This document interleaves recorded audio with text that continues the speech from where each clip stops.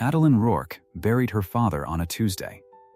By Friday, her eldest brother had already moved her chair. It used to sit at the head of the table, where she'd fed her father broth for 2 years. Coleman moved it to the wall. She came down that morning and found it there, turned to face the plaster like a punished child. She did not argue. She did not raise her voice. She went upstairs instead, and one by one she carried her father's law books down from his study and stacked them in her own room, where no one would think to look. That was the first thing they got wrong about her. It would not be the last. 3 days later, at the reading of the will, before 30 neighbors and 2 town lawyers, the family attorney slid a single sheet of paper across the table. A codicil, he called it. A last change. It gave the whole ranch, every acre of grass, every foot of creek, to Coleman, and it cut Adeline down to $1 and her father's books. When she reached out one hand to see it, just to hold it, her brother laid his palm flat over the page. "Sit down, Addie," he said. "This is men's law." And the room laughed. She sat. She folded her hands in her lap, plain as a Sunday hymn, and in the quiet after the laughter, she read the date inked at the bottom of that page. The 14th of March. What not one soul in that room knew, not her brother, not the lawyers, not the 30 faces grinning at the plain sister in the gray dress, was that she had read every law book in the territory under the late judge himself, and that a dead man cannot sign his name on the 14th of March. If you believe respect is earned in silence, this story is for you. Before we go on, if a story about a woman the world underestimated is the kind of story you're here for, subscribe, because I ride out with one of these every week. And do me one favor. Comment the town you're watching from. Just the name. I want to see how far this story travels. All right. Let me take you back to the beginning, and let me take it slow, because you'll want to see every piece of this laid down before it all comes apart. Ash Fork, Wyoming Territory, in the spring of 1884. If you have never stood on high grass in that country, I will tell you what it does to a person. It humbles you. The land rolls out flat and endless, and gold green under a sky so wide it makes your own troubles feel small. The Rourke Ranch sat on 11,000 acres of that grass, with a live creek running cold through the middle of it, snowmelt off the mountains that never quit, even in August. Folks in town called it the judge's grass. Some said it was worth $40,000 if it was worth a cent, but the men who said that had never watched the light come up over it. To them it was a number. To the judge, it was the last honest thing he owned. Judge Ambrose Rourke had ridden the territorial circuit for 30 years. He carried the law from one dusty county seat to the next on the back of a gray mare, holding court in barns and saloons and church halls, wherever a table could be set and a Bible found. He was known from Cheyenne to the Big Horn as a hard, fair man. He hanged the ones who earned it, and he freed the ones the town wanted, hanged out of spite, and he did not much care which choice made him friends. He believed the law was the only fence that kept men from becoming animals. He said that at the supper table more times than his children could count. He had 4 children, but by the end only one of them was still under his roof. Coleman was the eldest, 41 now, broad and loud and always in a hurry to be somewhere richer. Verena was the pretty one, married off to a Hale boy 2 counties over, 29 and soft-handed, and used to being told she was lovely. There'd been another son, dead in the war before Adeline was old enough to remember his face. And then there was Adeline, 34 years old. Unmarried, the one who stayed. She had not always meant to stay. Here is a thing the town never knew about her. When she was 23, a law firm back in Boston offered her a post as a legal copyist. It was good work for a woman. Steady, clean, respectable, in a city with gaslights and streetcars and a future. She had the letter in her hand. She had a trunk half packed. And then her father had his first small stroke, a warning shake of the hand at the breakfast table that spilled his coffee and frightened them both. She unpacked the trunk. She wrote back to Boston and declined with thanks. Nobody made her do it. She simply looked at the old man and understood that if she left, no one else would come. And she was right. The big stroke came 4 years later. It killed the right side of him all at once. One March morning his right hand went dead on the sheets, would not close, would not hold a pen, would not so much as lift a cup. His right leg dragged after that. His speech came slow and thick on the bad days, and Adeline nursed him through every hour of it.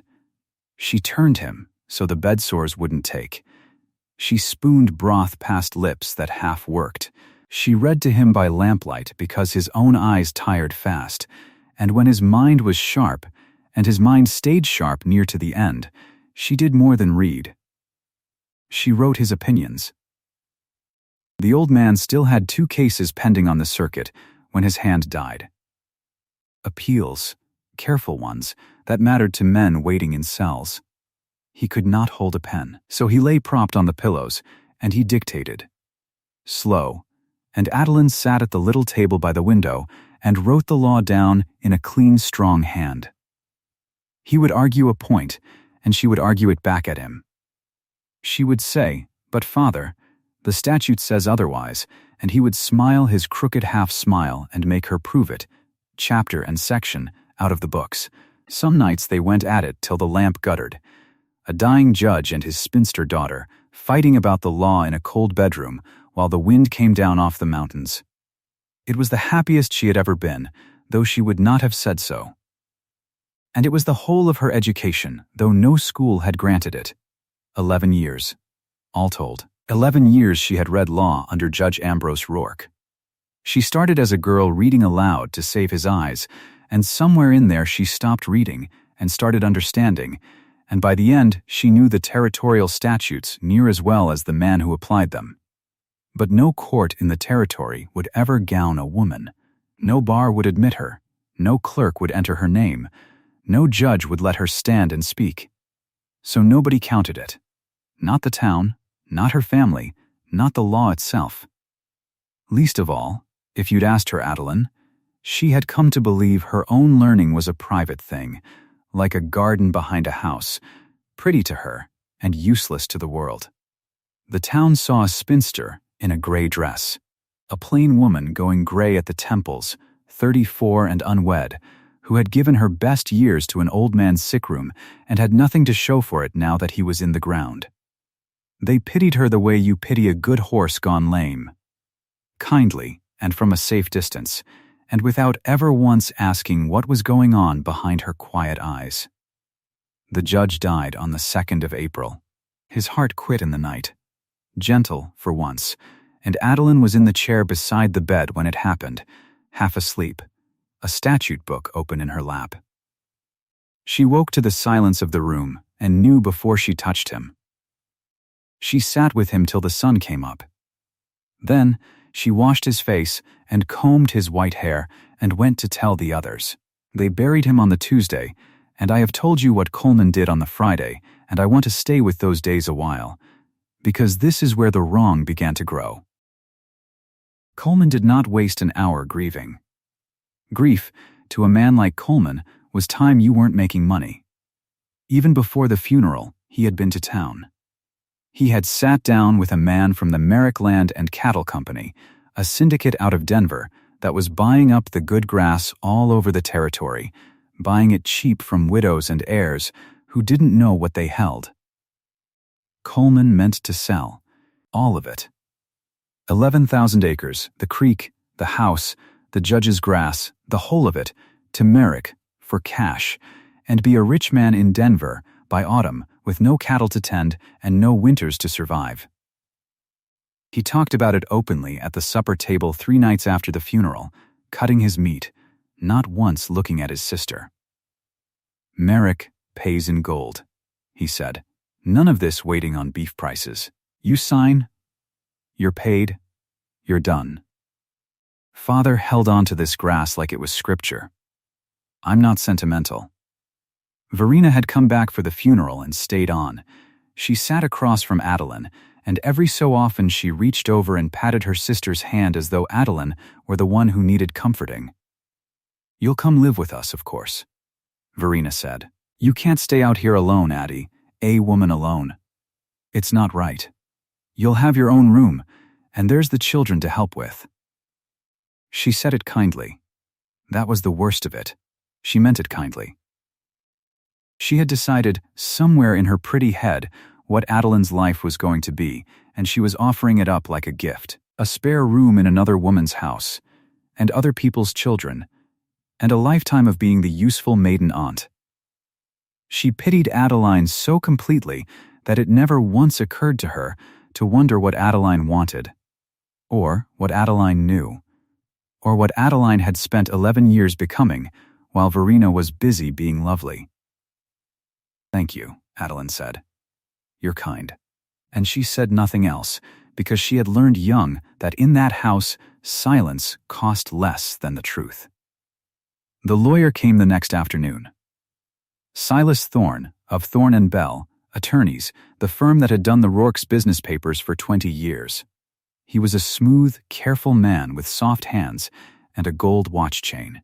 And he had a way of talking to Adeline that made her feel like a child who had wandered into the room by mistake. He spread his documents on the parlor table, and he explained things to her, slowly, in small words, the disposition of the estate and the process of probate and the visiting judge who would preside. "There's no need for you to trouble yourself with the particulars, Miss Rourke," he said, and he smiled. "These are dry matters. Complicated, I'll see to it all. You just concern yourself with your grieving." He said probate. He pronounced it careful, the way you'd say a word to someone who'd never heard it. Then he made a small joke to Coleman in Latin, some lawyer's phrase, expecting no one but himself to catch it, and he got the phrase wrong.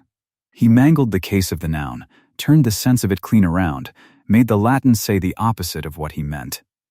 It was the kind of mistake a man makes when he learned his few phrases by rote and never truly read the tongue. At the sideboard, with her back to the room, pouring coffee she did not want, Adeline corrected him under her breath. Just a whisper. Just the right ending on the word, spoken so soft that not one person in that parlor heard it. Not Thorne, not Coleman, nobody. Only you and I heard it. File that away. She set the correct Latin down in the air like a woman setting down a coin she'd found on the road, and she poured the coffee, and she said nothing more. And Silas Thorne went right on believing he was the most educated man in the house. He was not. Later that same week, a rider came up the valley from town. He wore town clothes and a hard flat hat, and he had the look of a man who counted things for a living. He was Merrick's agent, and he did not stay long, and he was courteous in the way of men who have already decided you have no power to stop them. He laid it out plain to Coleman on the porch, and Adeline heard it through the open window where she sat mending. The Merrick Land and Cattle Company would buy the entire Rourke holding at their offered price. The offer stood, but it did not stand forever. The company had a season to work and other grass to buy. So there was a clock on it.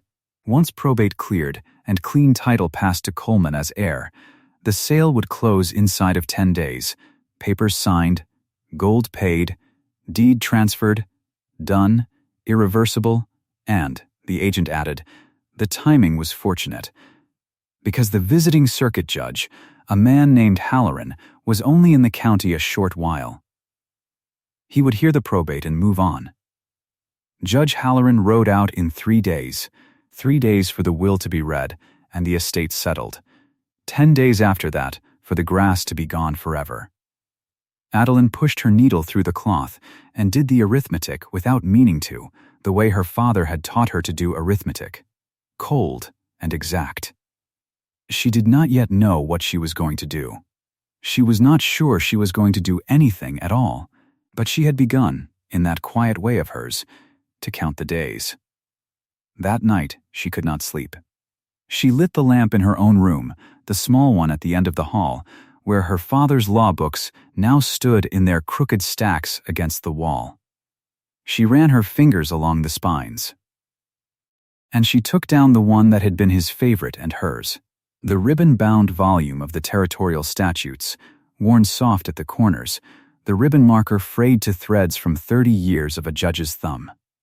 Beside it on the shelf sat his brass document seal, heavy as a stone in the hand, the seal he had pressed into hot wax on 10,000 orders and judgments across 3 decades of circuit. The corner of it was chipped. He dropped it once on the granite steps of the Cheyenne courthouse, years back, and taken a little bite out of the brass, and every seal he'd stamped since carried that flaw. A small, blunt notch at the edge of the ring. He used to say it was how a man could tell his true work from a forgery. Ambrose Rourke's seal always left a broken circle. Adeline held the seal in her palm a long while that night. Then she set it back beside the books, and she blew out the lamp, and she lay in the dark and listened to the creak. She did not know yet how much those 2 objects, the ribbon-bound book and the chipped brass seal, were going to matter. But her father had taught her never to throw away a tool because you couldn't see its use today. The will was to be read on the Saturday in the big front room of the ranch house, and word had gone round the county, so half of Ashfork rode out for it. A judge's estate was an event. There would be coffee and cake after, and gossip to carry home. By 10 in the morning there were 30 souls crowded into that room and spilling onto the porch. Neighbors, ranch hands, the doctor, the storekeeper, 2 women from the church. Coleman stood near the front with his thumbs in his vest, playing the air. Verena sat in the good chair, looking sorrowful and pretty. Silas Thorne had a table set up with his papers squared before him. And at the head table sat the visiting judge, Ephraim Halloran, a spare gray man, with tired eyes and ink stains that 30 years never quite scrub off. He had known Ambrose Rourke by reputation, judge to judge, though the 2 had never met. He had read the man's opinions. He was here to see the old circuit rider decently buried in law, and then to move on to the next county before his own docket backed up. He had 3 days. He was already thinking about the road. Adeline came in last and sat where they had put her, off to the side on a hard chair against the wall. The plain sister in gray. Folks glanced at her and looked away, the way you look away from grief. A few nodded kindly. Nobody spoke to her. She kept her hands folded and her back straight, and she watched everything, the way her father had taught her to watch a courtroom. Watch the hands, he used to say. A man's mouth lies. Watch his hands. Thorne began with the old business, the genuine will, the one Judge Rourke had made years back, tidy and known, dividing things among the children with the ranch held whole. He read it out. And then, with a small clearing of his throat, he produced another paper. There is a further instrument, he said, a codicil, executed by the late judge this past spring, amending his testament. It is my sad duty to read it, as it much alters the earlier disposition. The room went quiet and leaned in. He read it. In a firm, clear voice he read that Judge Ambrose Rourke, being of sound mind, did on the 14th day of March in the year 1884 revoke the prior division of his property, and did give and bequeath the entirety of his ranch, lands, water, buildings, and stock to his eldest son, Coleman Rourke, absolutely, and to his daughter, Adeline Rourke, in recognition of her care, the sum of $1 and the whole of his personal library of books. $1. And the books. You could feel the room shift. Some of the neighbors were embarrassed. A few thought it only right. A ranch was a man's holding, and Coleman was the man. Verena made a small, soft sound of pity and looked over at her sister with wet, sorry eyes, already composing in her mind the kind words she would say later about how they'd take dear Addie in. And Adeline, from her hard chair by the wall, spoke for the first time all morning. Quiet, even, not a challenge. A request. "May I see it?" she said. "The paper. May I hold it a moment?" She half rose and put out her hand toward the table. That was all. She only wanted to hold it. Coleman turned on her. His face went red the way it had gone red their whole lives when a woman crossed his path in front of others. He crossed the room in 2 steps and put his broad hand flat on the codicil, pinning it to the table, and he leaned down over his sister where she stood with her hand still out. "Sit down, Addie," he said. "This is men's law. You've had your books. Be grateful for them. And be quiet." And 30 people laughed. Not cruel, most of them. Just easy. The comfortable laugh of a room agreeing on who was foolish and who was not. The laugh of people who had decided long ago exactly what Adeline Rourke was, and saw no reason to think again. Verena laughed a little too, behind her hand, and then looked guilty about it. Thorne smiled his soft smile and shuffled his papers. Even old Judge Halloran let the corner of his mouth move, tired, thinking of the road. Adeline stood a moment longer, with her hand out over nothing. Then she drew it back. She smoothed her gray skirt. And she sat down against the wall, plain and quiet as she had come in. But she had gotten close enough. In the half-second before Coleman's hand came down, she had read it. The date. Inked at the foot of the page in a clerk's careful hand. The 14th of March, 1884.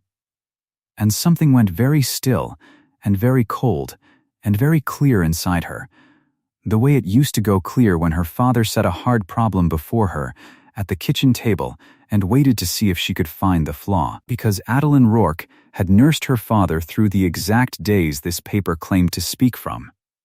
She had been in that sick room every hour. And she knew, the way you know the shape of your own hand in the dark, what her father's body could and could not do that spring. Let me tell you what she knew. Sitting there against the wall, while the room chuckled itself quiet, she knew that her father's right hand had died on the 1st of March, not near the 1st. The 1st. She remembered the morning entire. She remembered carrying his breakfast up and finding him staring at his own fingers on the counterpane, willing them to close. And they would not. She remembered his face. A man who had signed his name 10,000 times, whose signature had sent men to prison and set men free, looking at a hand that would no longer hold a pen. She had sent the ranch hand galloping for the doctor. The doctor came and confirmed it. The right side was gone. And from that first day of March until the day he died, Ambrose Rourke never signed his name again. He couldn't. She had watched him try, once, in a black mood, and watched the pen skitter useless across the page, and watched him weep, the only time in her life she saw him weep. Her father died on the 2nd of April. And this paper, this codicil, this thing that gave away 11,000 acres and reduced her whole life to $1, was dated the 14th of March, 2 weeks after his hand had died, 3 weeks before his heart stopped. Signed, it claimed, by a hand that could no longer sign. She sat very still. Around her the reading went on. Thorne was saying something about probate and clean title, and how the estate could be settled promptly, well within the visiting judge's short stay. How convenient, how orderly. Coleman had gone back to the front and stood again with his thumbs in his vest. Verena was watching Adeline with that liquid pitying look, waiting for her to cry so she could be comforting. Adeline did not cry. Inside, under the plain gray front, her mind had begun to move the way her father's mind moved, the way he had spent 11 years teaching hers to move. Not with anger. Anger was noise. With order. She began to lay the facts out in a row, the way she'd lay out the elements of a case on the kitchen table by lamplight, and she began, quietly, to build. Fact, the hand died the 1st of March. There were witnesses. The doctor. The 2 neighbor men who had sat up with her father through the worst nights, good men, honest men, still living, likely somewhere in this very room. They had seen the dead hand with their own eyes. Fact, the codicil was dated the 14th of March. Fact, a signature is made by a hand. The conclusion sat there, plain and terrible and clean. It was not a matter of opinion. It was not men's law or women's law.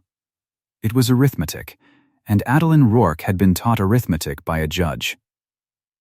But she also knew, and here her father's training bit down hard, because he had drummed this into her more than any statute, that knowing a thing and proving a thing are two different animals.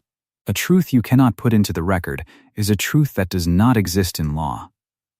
She could stand up right now and cry forgery, and they would call it grief. Coleman would put his hand on her shoulder, and Verena would lead her weeping from the room, and Thorne would murmur about the strain on a fragile woman, and probate would clear. And inside of 10 days the judge's grass would belong to the Merrick Land and Cattle Company forever, and there would be no undoing it. She would get exactly one chance. She would have to be right, and she would have to be able to show it, piece by piece, to men who did not believe a woman could hold a fact in her head. So she did not stand up and shout. She sat against the wall through the rest of the reading, plain and quiet, and behind her still gray face she began, methodically, to assemble the proof. She thought of the date, and the two neighbor men who could swear to the dead hand. She thought of her father's true signatures, the real ones, the letters he'd written her in his own strong slanting hand back before the stroke, still bundled in her drawer upstairs. Lay a real one beside this forged one, and let anyone with eyes compare the slant, the pressure, the very color of the ink. A forgery made this spring would not be aged the way 3 months should age a paper. She thought of the seal. The heavy brass seal, with the chipped corner, up on her shelf beside the ribbon-bound statutes. Her father's seal broke the circle every time. She wondered, cold and clear, whether the wax on Thorne's codicil showed a broken circle or a whole one, and she thought of the statutes themselves. Somewhere in that ribbon-bound book, in a chapter she could have found blind, there was a section on the making of a valid codicil. 2 witnesses, present together at the signing. She could all but see the page. When the reading finished and the neighbors rose and pressed toward the coffee and cake, murmuring, glancing at her with kindness that felt like a wet blanket, Adeline slipped out of the crowded room. Nobody marked her going. Why would they? She went upstairs to the small room at the end of the hall where her father's books stood in their crooked stacks. She lit no lamp. There was light enough from the window. She took down the ribbon-bound territorial statutes, and she opened it, and her thumb found the frayed marker and turned to the page she wanted as easy as a preacher finds his text. Chapter 12. Section 4. The Making and Attesting of Codicils. She read it once, though she knew it cold. Then she stood a while at the window with the book open in her 2 hands, looking out over the grass. The judge's grass. 11,000 acres of it running gold to the mountains, the creek a bright thread down the middle, all of it hers to lose in 10 days, and nobody's to save but her own. Downstairs she could hear the crowd, the clink of cups, her brother's big laugh, the low murmur of 30 people who had watched her be put in her place and had thought no more of it than they'd think of a fence post. Men's law, Coleman had said. And they had laughed. Adeline Rourke closed the statute book over her finger, keeping the place. She reached up and set her other hand on the cold brass seal on the shelf, the chip rough under her thumb. Then she went downstairs to find the 2 men who had sat up with her father, and to ask the county recorder, quiet as anything, whether he'd be so kind as to bring his filing ledger to the settling of the estate. She had 3 days, and she had just begun. The morning of the settling came in cold and clear, frost on the porch rail, the kind of light that makes a man squint and think about God. They gathered in the big front room where the reading had been. Somebody had set the chairs in rows again. Coleman stood by the window with his thumbs in his vest, easy as a man who owns the ground he stands on. Because he thought he did. Silas Thorne sat at the long table with his papers squared in front of him. Judge Ephraim Halloran sat at the head, gray and tired, a circuit judge who had buried more men than he could name and wanted his breakfast. 30 neighbors filled the chairs and the doorway and the hall beyond. Verena sat near the front in her good blue dress. And Adeline sat where she had sat the day of the reading, against the wall, in gray. The recorder had come. She had asked him quiet, and he had come, and he sat off to the side with his ledger on his knees, a fat leather book gone soft at the corners. Nobody thought much of it. A recorder brings his book. That is what a recorder is for. Halloran cleared his throat. "This is the settling of the estate of Ambrose Rourke," he said. "Judge Rourke, a better man than most I've stood before." He looked at the paper Thorne slid toward him. "There is a codicil offered. Dated the 14th of March. I am told it disposes of the whole property." "It does, Your Honor," Thorne said, smooth as butter on a warm knife. "The late judge's final wish. The ranch entire to his eldest son, Coleman Rourke, $1 and his books to his daughter Adeline, who nursed him faithful and whom he loved." A little murmur ran the room at that. Warm, the kind of sound a crowd makes when it thinks it is watching kindness. "Is there any question, before I admit it?" Halloran asked. He was already reaching for his pen. And Adeline Rourke stood up. She did not stand up fast. She stood the way you stand when your knees have been sitting cold too long. She smoothed the front of her gray dress with both hands, and she said, in a voice that was not loud and did not shake, "I have one, Your Honor." The room turned, 30 faces. You could feel them turn like a wind coming across grass. Coleman laughed. He could not help it. "Addie," he said. "Sit down." I would ask 2 things," she said. She did not look at her brother. She looked at the judge. That the codicil be read into the record, aloud, in full, and that the county recorder's filing ledger be sent for and opened before this room. "The recorder's here," somebody said from the side. Brought his book. Halloran looked at her a long moment. Something moved behind his tired eyes. Not recognition. Not yet. Just the small surprise of a man who has heard 10,000 people ask him for things and has never once been asked in exactly that way. Plain. Correct. In the order the law would ask it. "It's only a formality, Your Honor," Thorne said, and now there was the first small burr in his smooth voice. "The lady is overwrought. Grief does strange. It's no trouble to read a paper aloud," Halloran said. "Sit down, Mr. Thorne. Miss Rourke. You may stay standing if you like." She stayed standing. Thorne read it. He read it in a voice that tried to hurry and could not, because the judge made him read every word. The codicil gave Coleman the 11,000 acres and the house and the stock and the water rights and the name. It gave Adeline $1 and her father's law books, and at the bottom Thorne read the date. The 14th day of March, in the year 1884. "Thank you," Adeline said. "Now, may I ask the 2 men who sat up with my father in his last weeks to say, before this room, one thing only. On what day did my father's right hand die?" The room went quiet in a new way. 2 men in the second row shifted, old Pruitt from the Creek place, and Halvorson, who had a farm to the north and a face like a fence post. They had sat the sickbed. They had spelled her at night so she could sleep an hour. They knew. Pruitt stood up slow, hat in his hands. "The judge took his stroke the 1st of March, he said. I was here. His whole right side went, arm and hand and the corner of his mouth. He never moved that hand again, Miss Adeline, not to lift a cup, not to sign his name. I fed him with a spoon in my own hand morn once." "That's so," Halvorson said, not standing, just saying it flat. 1st of March. Dead as a stick, that hand. To the day he passed. "And when did he pass?" Adeline said. 2nd of April, Pruitt said. "God rest him." Adeline let that sit. She did not point. She did not raise her voice. She only said, "The codicil is dated the 14th of March, 2 weeks after his right hand died. I would like someone to tell me how a dead hand held a pen." Thorne was up out of his chair. Your Honor, this is exactly the confusion I warned of. A grieving woman. The judge could have dictated the paper. He could have made his mark. There's no mark, Adeline said. You read it yourself. It is a signature. A full signature. Ambrose Rourke, written whole.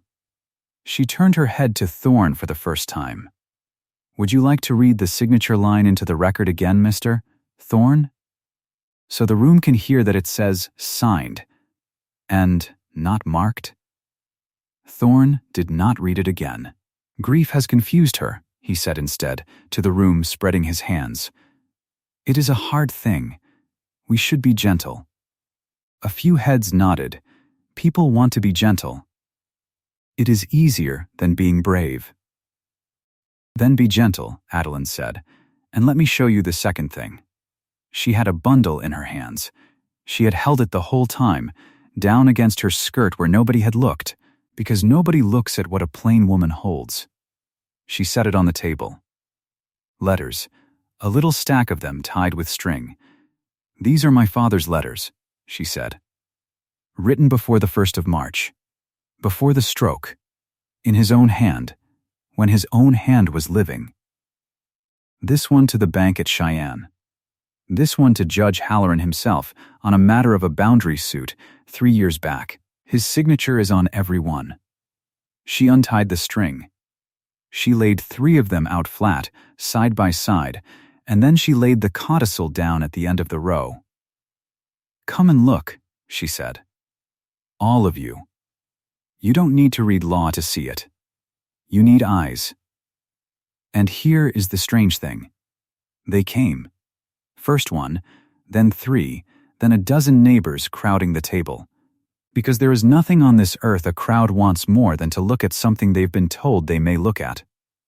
My father's hand slants forward, Adeline said, quiet, her finger moving above the paper, never touching. See it. It leans to the right, like a man leaning into a wind. He wrote that way 40 years. Every letter of it. Now look at the codicil. The name leans back. It leans the wrong way.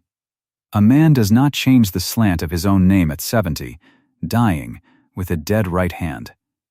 She moved her finger. And here.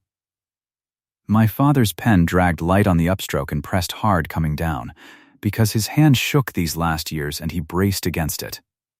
This name is even. Pressed the same the whole way. A steady hand wrote this. My father did not have a steady hand for 2 years before he died. Ask any of you who shook it. A big man near the back, Emmett Hale, Verena's father-in-law, said slow, That's a fact. His grip was all a tremble. I felt it Christmas. And one thing more, Adeline said, for the men who buy and sell and know paper. Ink goes brown as it ages. It oxidizes. A letter 3 months old, like this one would have to be, dated the 14th of March, and here we sit in April, its ink has begun to brown at the edges of the stroke. Look at my father's true letters. Brown as coffee. Now look at the codicil. She waited. It's black. It's black as the day it was poured. That ink has not seen 3 weeks, let alone 3 months. Somebody wrote this paper new, and backdated it. Nobody laughed now. Thorne's face had gone the color of tallow. But he was a lawyer, and a lawyer's last trick when the facts are against him is to make it a matter of station. Your Honor, he said, and his voice climbed. I must ask by what authority this woman stands in a legal proceeding and lectures a court on ink and hands and the science of documents. She is not counsel. She is not sworn. She is a spinster who kept house. This is a mockery of your bench. It was a good try. You could see 2 or 3 neighbors settle back, half persuaded, because a man in a good coat had used a firm voice. Adeline did not answer that. Not yet. She reached again into the bundle, and she brought out the last thing. A small heavy thing wrapped in a scrap of flannel. She unwrapped it on the table. The brass document seal. Her father's. The corner chipped where he dropped it on the courthouse steps in Cheyenne 11 years back, and cursed, and picked it up, and used it chipped for the rest of his life because a judge doesn't buy a new seal over pride. My father sealed every genuine document he ever executed, she said. You all knew him. You brought him your deeds and your wills. You watched him press this into the wax. She looked at Thorne. This seal is chipped. Right here, at the corner. And a chipped seal leaves a broken circle. Every single time. There is a gap in the ring where the brass is gone. It cannot print whole. It is not possible. She looked at Halloran. The codicil bears a wax seal, Your Honor. May I ask you, not me, to look at it? Is the ring whole, or is it broken at the corner? Halloran picked up the codicil. He held it to the window light. He was quiet a long moment. Then he said, in a low voice, the ring is whole. It is round all the way about. There is no chip in it. Then it was not sealed with my father's seal, Adeline said. It was sealed with some other. A new one. A whole one. Bought or borrowed for the purpose. She lifted the brass in her hand. May I show the room, Your Honor? May I have a little wax? They gave her wax. Somebody melted a stub of candle in a spoon over the lamp, hands shaking a little, and poured a puddle of it on a clean sheet, and Adeline Rourke pressed her father's chipped brass seal down into it, firm, the way she had watched him do it 100 times at the kitchen table, by lamplight. She lifted it away. The impression sat there in the cooling wax for anyone to see. The ring, and the gap at the corner, clean and plain, where the chip had eaten the brass. A broken circle. That is my father's seal, she said. That is what his mark looks like. Broken. Every time. Pass it round. Press it yourself. It will break in the same place for each of you. Because the brass is gone, and brass does not grow back. She set it down. The seal on that codicil is whole, which means it is a lie. The room passed the seal. Hand to hand. Each man pressed it into the wax and watched the broken ring come up, and looked at Coleman, and looked away. And still she was not done. Your Honor, she said, there is the law itself. Not my opinion of it. The law of this territory, which I would ask leave to read. Since it seems a woman may at least read aloud what men have written, she reached down beside her chair and lifted the ribbon-bound book. The territorial statutes. Her thumb was already in it, at the frayed marker, and she opened it without hunting. Chapter 12. Section 4. The making and attesting of codicils. She read it out, slow and clear, so a child could have followed it. A codicil, to be valid, shall be signed by the testator in the presence of 2 witnesses, both being present together at the time of signing, who shall then attest and subscribe the same in the presence of the testator and of each other. She closed the book on her finger. 2 witnesses, she said, present together. At the signing. The codicil names 2. Mr. Josiah Vane. And Mr. Elias Crick. It says they witnessed my father sign, together, on the 14th of March. She turned to the recorder. You have your ledger. Would you find me the entries for the 2nd week of March? And tell this room where Mr. Josiah Vane was on the 14th. The recorder had his glasses on already. He'd been turning pages for a while. Quiet, following her like a man following a wagon he knows is going somewhere. He ran his finger down a column. He stopped. Josiah Vane, he read, filed a cattle transfer in Cheyenne on the 13th of March, and swore an affidavit before the Cheyenne clerk on the 15th, both in person. It's here in the county exchange record, certified. He looked up over his glasses. Cheyenne's 4 days hard ride, Miss Rourke. A man can't be in Cheyenne on the 13th and the 15th, and standing in this front room signing a paper on the 14th. Not without he grew wings. You could have heard a moth. Then there are not 2 witnesses, Adeline said. There is, at the most, 1, and the statute wants 2, present together. This codicil fails the law on its face before we ever come to the dead hand, or the leaning name, or the black ink, or the whole seal. It fails 4 ways. Any one of them is enough. All 4 together are a thing I do not have a gentle word for. That was when Silas Thorne stopped being a lawyer and became a cornered man. Your Honor, I move to adjourn, he said, loud, standing. This has become a spectacle. I will not have my professional standing torn at by an unmarried woman playing at law in a parlor. Adjourn it, and let cooler heads sit down, Addie, Coleman said. And he was up now, too, and his face was not easy anymore. It was red and ugly, and he came around the end of the table toward her. You've made your show. You've shamed the family in front of the whole county. Sit down before I sit you down. He reached for her arm. And Judge Ephraim Halloran brought his hand down flat on the table, not the gavel. His hand, it cracked like a shot. You will not touch her, he said. You will not touch her in my presence, sir, or I will have you in irons before noon. Step back.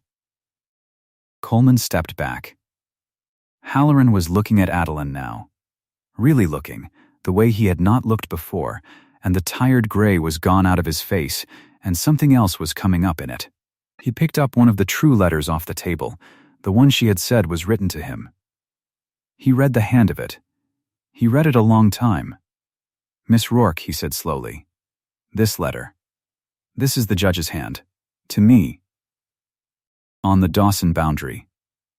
3 years back. He looked up. I answered 100 letters in that hand over the years. And more than letters, I read the finest circuit opinions ever written in this territory, penned in that hand, sent up to me for review when Ambrose was too sick to ride. The Dolan opinion. The water rights ruling on the powder. Some of the clearest law I ever read in my life. He set the letter down very gentle. They were signed by the judge, but the fair copy, the writing itself, was done by a clerk. He told me once, a clerk he trusted more than any man alive. He signed the letters A. Rourke. I always took it for a young man. A son, I thought. A nephew. He looked at her, at the gray dress, at the statute book still open on her finger. A. Rourke, he said. That was you. That was me, Your Honor, Adeline said. 11 years. He taught me at that kitchen table by the lamp. I read every law book in this house, and every one he could borrow. I wrote his opinions from his own mouth when his hand first began to fail, and then when it failed for good. No court in the territory will gown a woman. So nobody counted it. Not the town. Not my brother. Her voice did not rise. But it went down deep and steady, and it filled the room better than shouting. Least of all, for a long while, me, Halloran sat back. And then Ephraim Halloran, circuit judge, who had come to admit a paper and eat his breakfast and ride on in the morning, said the words that turned the whole 10 days on their head. Continue, Miss Rourke. The court is listening. And the court is ashamed it took so long. She stood a moment, and then she said the thing that 30 people carried home and told at their own tables for the rest of their lives. This codicil is dated the 14th of March. My father's right hand died on the 1st. Show me, Mr. Thorne. Show all of them. Show this room. How a dead hand signs. Silas Thorne said nothing. There was nothing. There was no thing on the earth to say. The silence went on until it stopped being silence and became a verdict all its own, and every soul in that room heard it pronounced. Judge Halloran took up his pen. Not to admit the paper. To strike it. On the evidence before me, he said, and his voice was a bench voice now, flat and carrying and final, this codicil, dated the 14th of March, is a forgery. It is void. It is struck. It will form no part of this estate, and it goes now into the record as a fraud, to be answered for. He looked at Thorne. Mr. Thorne, You will produce every genuine document of Judge Rourke's estate that is in your keeping. Now, on this table. Everyone. Thorne's hands shook opening his case. There was no fight left in him. A forger works in the dark, and the one thing he cannot bear is the lamp lit and the room looking. He set out the true papers, and under them all, filed and folded and stamped, was the last genuine will Ambrose Rourke ever made. Filed quiet, the recorder confirmed, turning to his ledger, entered in the county book weeks before the forgery was ever dreamed of. Signed in a shaking hand, before the stroke took it. Sealed, the recorder said, holding it to the light, sealed with a broken ring. Chipped at the corner, Halloran had the recorder read it out, so it came in a plain neutral voice, and not from her, and the room would know she had not written her own fortune. The Rourke Ranch, 11,000 acres, the house and the water and the stock and the name, was left in trust and stewardship, entire and undivided, to his daughter Adeline.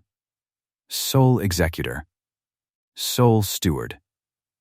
Not to be sold. Not to be split. And the reason was written in the will in her father's own words, and the recorder read those too, slow, she alone having the mind to hold it whole. Nobody laughed. Nobody had laughed in a long while now. But this was the other kind of quiet, the kind that comes after. Verena was crying. Not the pretty kind. Halloran was not finished, because a judge who has found a forgery does not stop at voiding the paper. He turned to the recorder. Set your ledger before me. The Cheyenne entries, the filing dates, all of it. He read them himself. Then he looked up. Silas Thorne, he said. You are held over for the grand jury on the charge of forgery of a testamentary instrument, and I will refer your name to the bar of this territory for disbarment before I sleep tonight. You will not leave this county. You will surrender your license to practice to this court by evening. He set down the pen. You wrote a dead man's name. There is not a colder thing a lawyer can do, and I have seen a great deal. Thorne opened his mouth.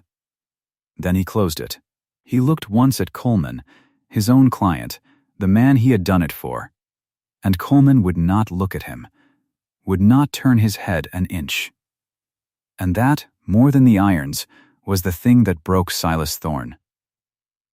To have done murder to a good man's name, and to have the one he did it for stare at the wall rather than meet his eye. Coleman Rourke stood up. He was going to speak. You could see him gather it, the big, easy voice that had run this ranch and this family and this room. He looked out at the neighbors to find the faces that had laughed with him 3 days back. The men he'd hunted with, the men he'd bought drinks. And every one of them looked away. Old Pruitt. Halvorson. Emmett Hale. 30 faces turning from him one by one like a field of grass laying down under a wind, and no place for his eye to land that didn't turn away. He sat back down. He did not say the thing. There was nowhere to stand and say it from. And by the window, quiet, a man in a town suit who had said nothing all morning, Merrick's agent, come to see the probate cleared so his 10-day clock could run, folded his papers and slid them into his case and clicked it shut. He knew a dead deal when he sat in the room where it died. There would be no sale. There was nothing to sell and no one to sell it. He put on his hat and he nodded to the judge, correct and cold as the company he rode for, and he walked out. The door let in a breath of spring air and shut behind him, and the clock that had been ticking over Adeline's head for 10 days simply stopped. The grass was hers. By her father's own true hand, before all of them, in the same room where they had laughed. Verena got up from her good blue dress and crossed the floor. The whole room watched her do it. She stood in front of her sister, and she did not say sorry, because sorry was too small and she seemed to know it. She looked at the statute book still open on Adeline's finger, and at the letters, and at the broken seal in the wax. And what she said was a question, the first real question she had ever asked her plain sister in 29 years of life. "How did you know," Verena said, "to look at the ink?" And Adeline Rourke, who had wanted one thing her whole life and never named it, to be seen the way her father saw her, looked at her younger sister. And something in her face that had been held tight for a long time came loose. "Just a little. He taught me," she said. "Come sit down some evening. I'll teach you." The pity was gone out of Verena's eyes. What stood there instead was closer to wonder. And that, Adeline thought, was worth more than the 11,000 acres. Though the acres were fine too. 6 months on, the grass was still whole. It was branding season, and the Rourke Creek ran high and bright down the middle of 11,000 acres that had not been sold, and would not be, spring after spring, as long as there was a Rourke with the mind to hold it whole. The cottonwoods along the water had leafed out. The calves bawled in the pens. It smelled of dust and hide and green grass, which is the smell of a working ranch in May, and there is no better one. In the front room where the reading had been, the long table was a desk now. Adeline Rourke worked at it in the good north light. Above the door, out on the porch, a neighbor with a steady hand had burned her a shingle, and she had hung it herself. It read, "Deeds, wills in the plain reading of the law." They wrote in for it. That was the thing nobody would have guessed. Least of all her. Ranchers and homestead men and widows, with a claim to prove, the same neighbors who had sat in the rows and laughed, coming now with their hats in their hands and their papers in a saddlebag to have Miss Rourke read them true. She read their boundary lines and found the errors. She wrote their wills so no Silas Thorne could ever turn them. She would not stand in a court, because no court in the territory would gown her yet. But the law does most of its living far from any courtroom, at kitchen tables, by lamplight, and there she was gowned by every soul who trusted her. At her elbow on the desk sat two things: the ribbon-bound territorial statutes, the marker still frayed, and the brass seal with the chipped corner that left a broken ring in the wax every time she pressed it, which she did now over her own work, her own name, and it was a fine thing to her every time, that broken circle. Her father's flaw, gone honest again in her hand. Silas Thorne would answer to the grand jury in the fall. He had already answered to the bar. His license was ash. He would not write another man's name as long as he lived. Coleman rode for wages now. He had not left the country. A proud man stays where he was proud, to spite the ache of it, and he took on at a spread 2 valleys over, and he sat a horse well and worked hard, and every day of it he worked grass that was not his, and rode home at dark to a bunk and not a house. He and Adeline did not speak much. But she had not turned him off the Rourke land when he came, that first week after, to gather the few things that were his. She had let him take them. She had even had a hand fetch his good saddle down. A trained mind holds a grudge lightly, she found. It has too much else to carry.